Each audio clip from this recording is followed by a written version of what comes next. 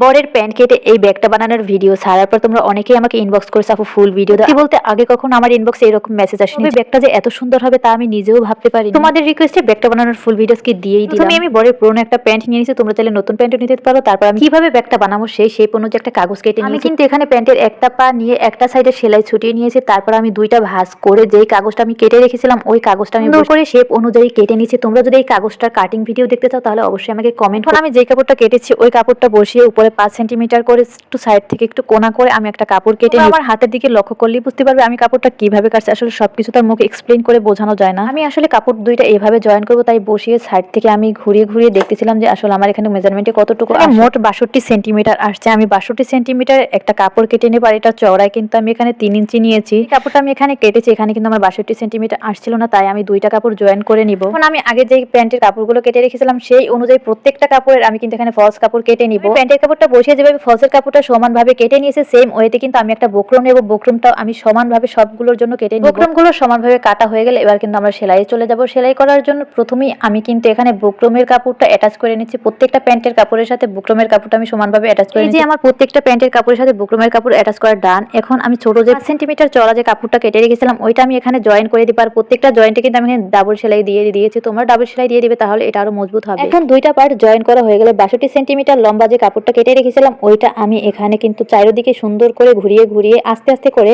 সেলাই করে নেব। তোমরা আমার হাতের দিকে তাকালেই বুঝতে পারবে যে আমি কিভাবে এটা সেলাই করেছি। এটা কিন্তু আস্তে আস্তে রাউন্ড করেই সেলাই করতে হবে। এখানেও কিন্তু আমি অফ ক্যামেরায় ডাবল সেলাই দিয়ে দিয়েছি এবং বাড়তি কাপড়টা আমি ফেলে দিয়েছি। তারপর ব্যাগের যে আরেকটা অংশ ছিল এটাও আমি সুন্দর করে বসিয়ে উল্টো সাইডটা কিন্তু আমি এখানে উপরে রেখেছি। প্রত্যেকটা কাপড়ের উল্টো সাইড উপরে রেখে দেন ঘুরিয়ে ঘুরিয়ে কিন্তু আমি সেলাই করে দিচ্ছি। আর হ্যাঁ, প্রত্যেকটা সেলাইয়ের প্রথম মাথা এবং লাস্ট মাথা কিন্তু আমি ব্যাগ স্টিচ করে নিয়েছি। যেহেতু আমি ব্যাগটা ইউজ করব তাই আমি ভালো করে এই ব্যাগটা বানাচ্ছি। আমার ব্যাগটা বানানো হয়ে গেলে কিন্তু এখন আমি যে ফলস কাপড়টা কেটে রেখেছিলাম সেম ভাবে এতক্ষণ আমি যেভাবে ব্যাগটা বানিয়ে নিয়েছিলাম সেম ভাবে কিন্তু ফলস কাপড়টা দিয়ে আমি আরো একটা ব্যাগ বানিয়ে নেব।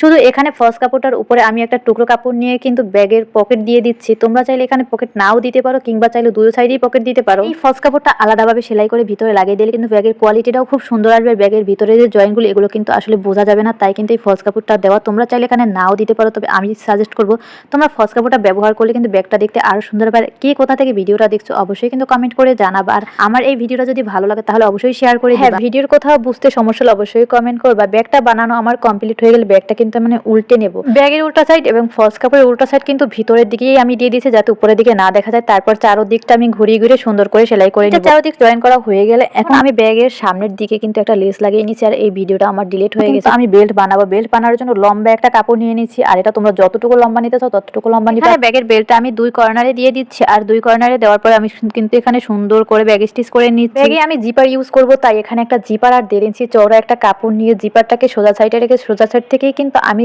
ঘুরিয়ে ঘুরিয়ে সেলাই করে নিচ্ছি। জিপারের উপরে কাপড়টা অ্যাটাচ করা হয়ে গেলে এখন জিপারের একটা মাথা আমি একটা বেল্টের উপরে বসিয়ে এক সাইড থেকে ঘুরিয়ে ঘুরিয়ে সেলাই করে দিলেই আমার ব্যাগ কিন্তু এখানে আগে থেকেই কিন্তু আমি এখানে ব্যাগের একটু চেন ফাঁকা রেখেছিলাম, ওই ফাঁকা থেকে ব্যাগটা আমি উল্টে নিয়েছি। তোমরাই বলো যে ব্যাগটা কেমন হয়েছে। আর এই ব্যাগটা বানানোর জন্য তোমরা আমার 10-এর মধ্যে কত দিবা। আর হ্যাঁ, জামাই যদি ব্যাগ কিনে না দেয় তাহলে এভাবে ব্যাগ বানিয়ে নিবা।